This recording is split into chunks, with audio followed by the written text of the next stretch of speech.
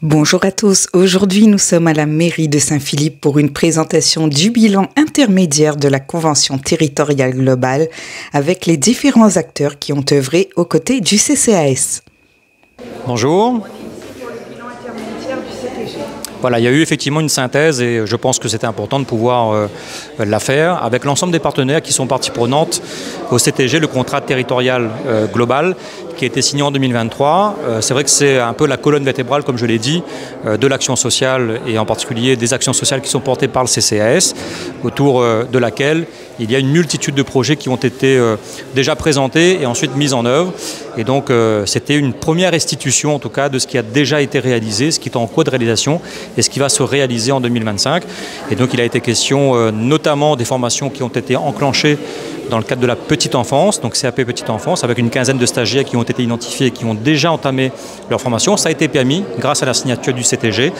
Il y a eu également deux projets de crèches et de micro-crèches qui ont été présentés et qui va amplifier en quelque sorte la capacité d'accueil sur le territoire saint-philippois, qui va générer précisément aussi de l'emploi supplémentaire. Il a été également question de la colo apprenante, donc avec des financements de la Dragès, des financements du CCS, mais également de la CAF.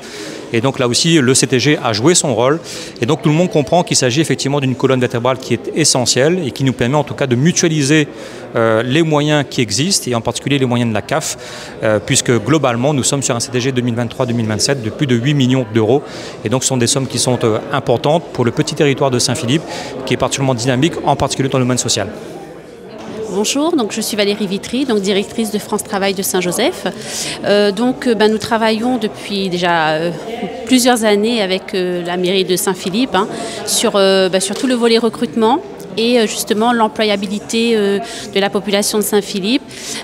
Donc nous travaillons déjà en amont effectivement des besoins qui seront identifiés. Donc effectivement sur le projet du CTG, nous avons travaillé donc sur l'implantation de la crèche qui aura lieu en 2025, et nous avons formé en anticipation une quinzaine de demandeurs d'emploi pour justement être prêts pour ce recrutement qui arrive en milieu d'année prochaine. Alors, avez-vous déjà des projets en cours avec Alors, la deuxième crèche qui va s'implanter, donc c'est un projet sur lequel on va travailler donc avec les équipes de la mairie et du CCAS. Donc d'ailleurs, on se voit ce vendredi. Et puis, les autres projets à venir. Donc l'hôtel qui va, j'espère qu'il va, qui va sortir de terre. Donc nous, on sera effectivement présents pour anticiper au mieux justement les besoins qui vont en découler. Et comme le disait Monsieur le maire, donc former les gens pour qu'ils soient employables au moment où l'hôtel va s'ouvrir et au moment où ils vont commencer à recruter les personnels. Merci beaucoup. Je vous en prie.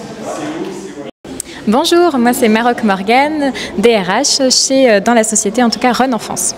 Et aujourd'hui, j'ai le plaisir de vous présenter le HUP, un projet innovant qui va arriver sur la commune de Saint-Philippe. Donc, qu'est-ce que c'est un HUP? C'est un univers professionnel parent-enfant. Donc, ce sera une hybridation d'un lieu d'accueil enfant-parent, d'un relais petite enfance et d'un guichet d'information. Donc, il prendra la forme d'un véhicule itinérant pour pouvoir aller à la rencontre de toute la population de Saint-Philippe bien sûr, et il assurera du coup la liaison entre les divers acteurs gravitant autour de la petite enfance. Donc ses missions principales, ce sera de rapprocher l'information au plus proche des habitants, des familles, des futurs professionnels, des professionnels, et d'identifier et être au plus près de leurs besoins. Donc on favorisera les échanges, les expériences, les interactions. Il y aura également un volet soutien à la parentalité et accompagnement des professionnels. Pour faire court, dans nos objectifs principalement, ce sera d'informer, orienter, donc les familles, les professionnels, les futurs professionnels. On facilitera aussi l'ouverture au métier de la petite enfance, on soutiendra la parentalité et on favorisera la relation entre les parents et les professionnels. Le but, en gros, c'est que si vous vous posez une question aujourd'hui dans le monde de la petite enfance, venez au HUP et vous obtiendrez le maximum de réponses. Que ce soit professionnellement, que ce soit en tant que parent. Voilà, le HUP sera là, ce sera vraiment un univers consacré au monde de la petite enfance.